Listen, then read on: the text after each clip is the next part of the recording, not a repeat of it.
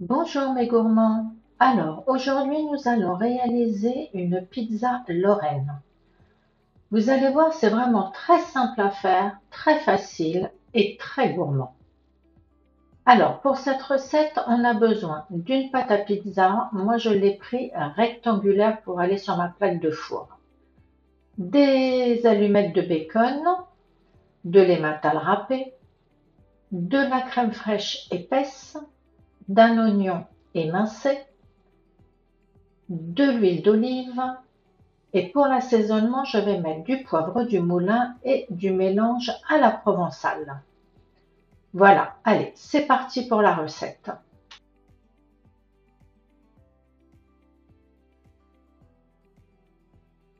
Alors, dans une poêle, vous allez mettre une cuillerée à soupe d'huile d'olive et on va venir faire dorer les oignons avec les lardons.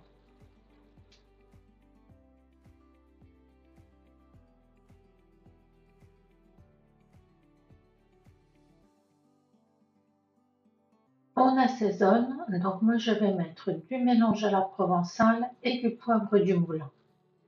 Vous mélangez bien et vous allez laisser dorer jusqu'à temps que vos oignons et vos lardons soient bien colorés. Pendant ce temps-là, on va venir étaler la pâte à pizza sur la plaque du four. Donc moi j'ai quand même rajouté une autre feuille de papier sulfurisé sur ma plaque, par précaution, pour pas que ça brûle de trop. Voilà la plaque, n'importe quoi. Je reprends la pâte à pizza et bien sûr la plaque du four. Et on vient piquer le fond avec une fourchette. Et on va venir étaler la crème fraîche épaisse.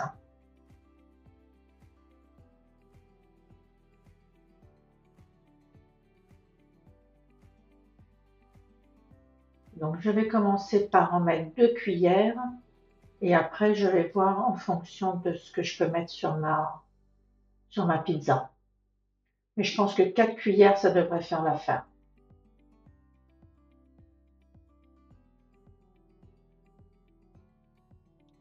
Ma crème fraîche est étalée et maintenant je vais rajouter le mélange oignon et lardon sur le dessus.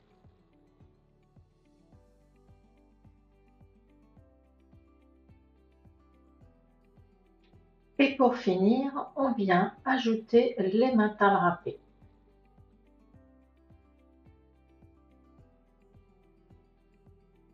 Vous coupez le surplus de papier si vous en avez autour de la pizza, ça va éviter que ça brûle dans le four. Et après, il ne vous reste plus qu'à l'enfourner. Donc vous allez enfourner à 200 degrés dans un four préchauffé pendant à peu près 15 à 20 minutes, mais à surveiller bien sûr. Et voici ma pizza tout juste sortie du four. Alors, grosse erreur de ma part. J'ai complètement oublié que j'avais acheté une pâte à pizza à pâte fine.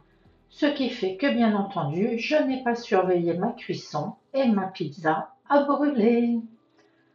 Bon, alors, on va la manger comme ça, mais faites attention au fait de prendre une pâte épaisse ou fine. C'est très important pour la cuisson. Donc, si malgré tout cette idée de recette vous a plu sans la brûler, je vous invite à vous abonner à ma chaîne, de me laisser un commentaire et bien sûr de partager la recette. Je vous souhaite un bon appétit et à très bientôt. Bye bye!